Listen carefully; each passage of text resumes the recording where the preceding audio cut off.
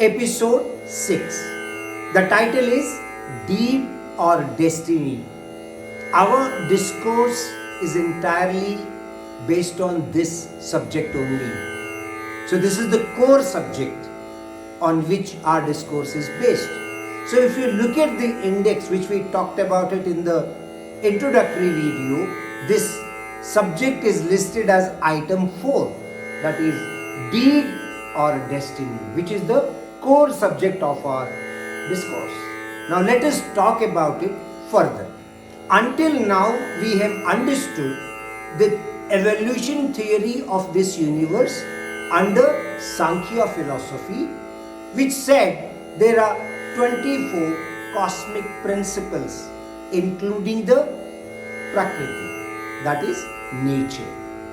Rest of the creations or activities or actions in this universe happen by permutation and combinations of these 24 cosmic principles. Cosmic principle means cosmic energies.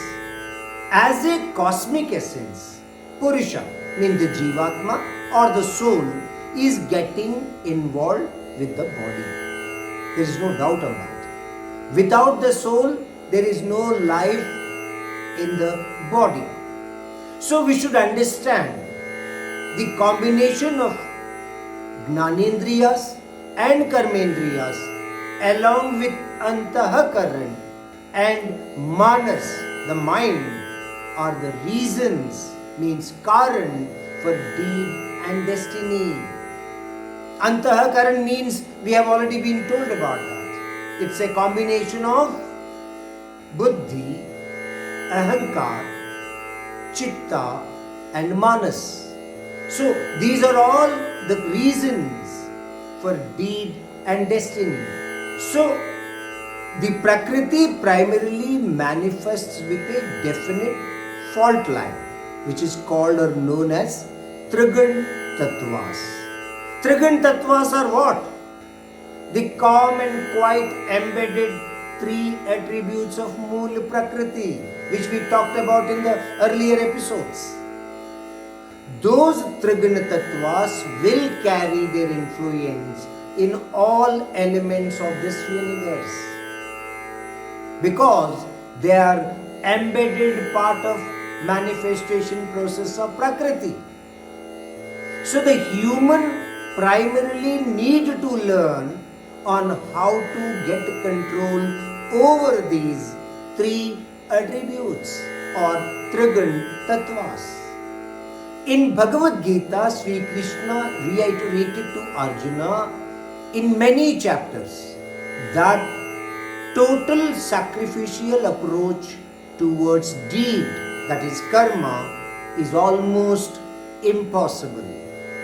You cannot give up karma. कर्म को संपूर्ण रूप से त्यागना असंभव काम है. Similarly, human life without result orientation and selfishness is a difficult path to tread. यह भी संभव नहीं है या यह भी बहुत मुश्किल है कि किसी आशा के बिना, किसी चाहत के बिना आप कर्मों को करना चाहते हो, वह भी बहुत ही मुश्किल काम है. इसीलिए you have to think on how to perform your deed or action without having any greed, lust or desire. Treading such a difficult path may be possible only through most focused and dedicated practice. It is a very hard task and possible to achieve only by hardcore saints. A common man cannot practice, or it is very difficult to achieve by such focused or dedicated practice. Common man is always filled with lust and greed. So it is difficult for him to control his desires and get his aim focused on a particular practice to get rid of these, it's a very difficult path to tread. Now let us concentrate on impact of mind on the human path. Now we are slowly trying to identify the elements which are having an impact on human path.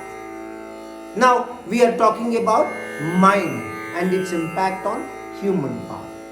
By learning this, by knowing this, it will give us a clear idea on why the human psychology cannot understand the intricacies of or thin layers of differences between destiny and deed. Because unless you understand these intricacies, you always try to blame someone for your actions and results.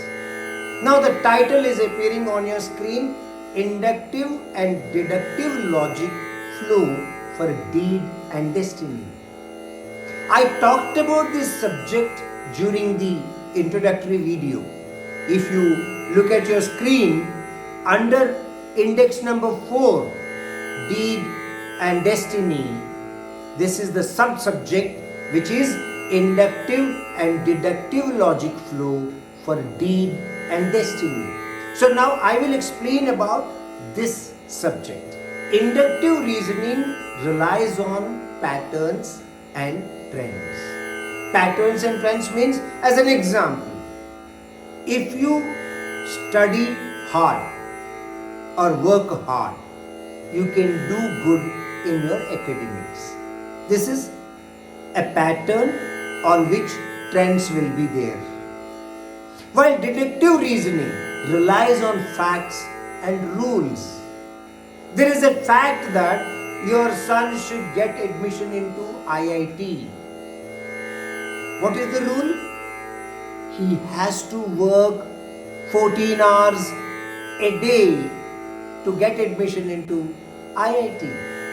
This is a specific rule based on a fact.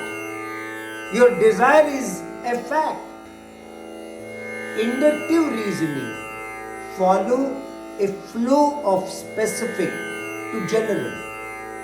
What is specific? You need to do good in your studies. There is no specific aim here.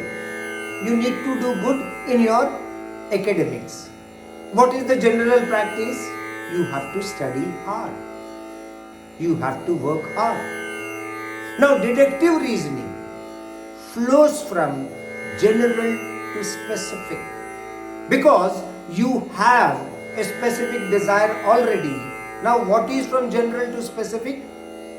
You have to work hard for 14 hours every day to fulfill your desire, that is to get into IIT. So this is how the inductive and deductive reasoning flows from general to specific and facts and rules. You might use inductive reasoning while attempting to understand how something works by observing patterns. Whereas deductive reasoning, on the other hand, might be more helpful while defining and establishing relationships between actions, results, and reasons.